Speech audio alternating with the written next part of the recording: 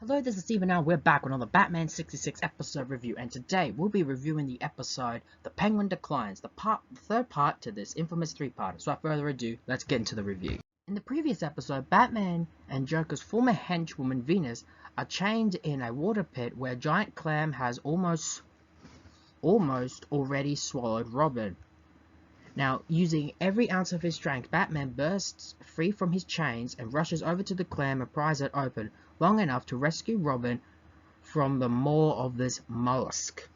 Freeing both Robin and Venus, the trio make their escape, but they also know that they need to find the Joker. But they drop Venus at Bruce Wayne's Midtown apartment to hope, to stay there until the whole fiasco is over. We then tune in back to where the Joker is, who is at his hideout making preparations for his remaining two Zodiac crimes, and has his henchmen smuggled the Penguin out of prison in a prison laundry truck by way of Operation Laundry Bag.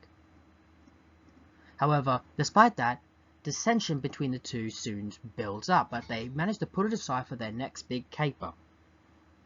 Excuse me.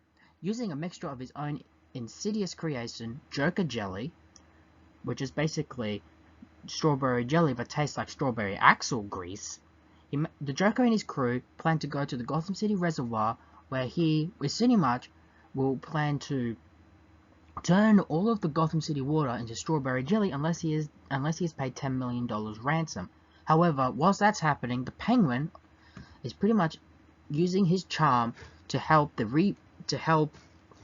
reformed Venus to help him to essentially have him take Batman to her to the Batcave so he can remove Penguin's criminal record from the computer for him in order for him to really fly the straight and narrow. We then cut back to Batman and Robin, who are at the Gotham City Reservoir and manage to revert the water from strawberry jelly back to normal, water by using a special exploding batarang and their portable bat lab. They then return to the city to pay a visit to Venus, who is actually falling for Penguin's fib about going straight, and she convinces Batman to take her to the Batcave. But the dynamic duo doesn't know that the Joker, the Penguin, and all their crew are actually locked in the back of the boat, and the Batman is a goat, the Capricorn.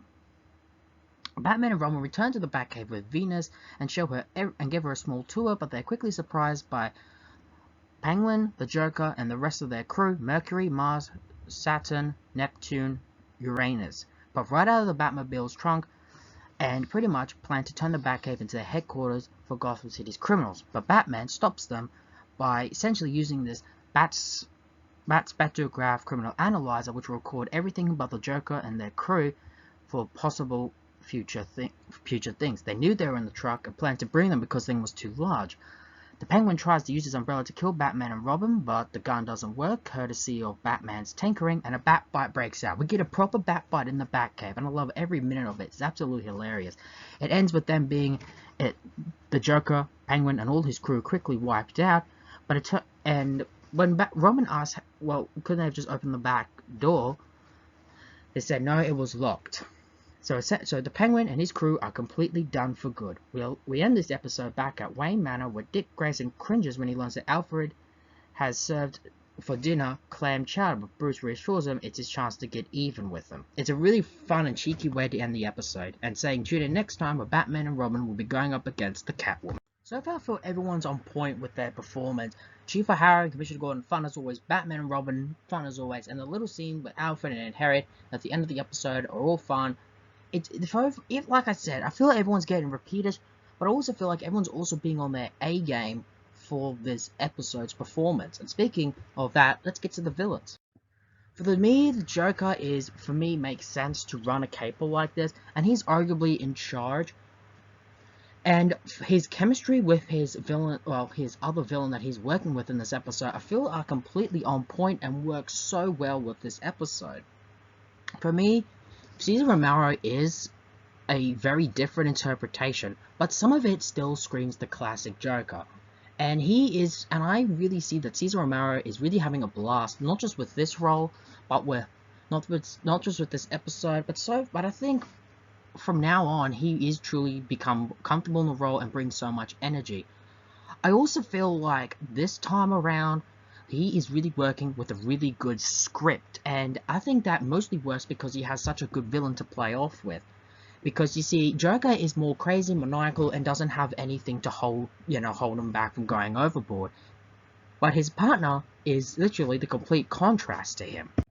The Penguin by Burgess Meredith, again, nothing more can be said. I like how he works off with him, and he's more aristocratic criminal, and I love the scene where he tries to woo Venus by being the ladies' man. Out of all the villains in the Rogues Gallery, the Penguin makes sense to be a ladies' man because he views himself of higher society standard, both in his clothing.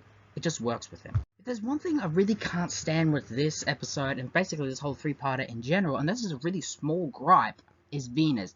It's nothing against the actress in question, but I just find her to be painful, annoying, and completely enough, to run my head through a wall. I think she's trying to be the stereotype, but it's really hard when, to take her seriously when she's around. And I also feel her character development kind of comes out of nowhere and really does not progress with the story. And I think it would have been better if this was a character we were invested with to see her, develop and change like we did with Blaze and Susie in Season 1. She's just really annoying for me. The Penguin Declines, for me, concludes this three-parter very nicely. It's a very ambitious episode because there's so much they are doing to make this larger than life. And honestly, that makes sense. This is a three-parter, and you're having not one, but two of your main anchor villains. Something that is definitely out of the blue and out of nowhere in regards to an episode like this. I also like how the Penguin and Joker play each other well, but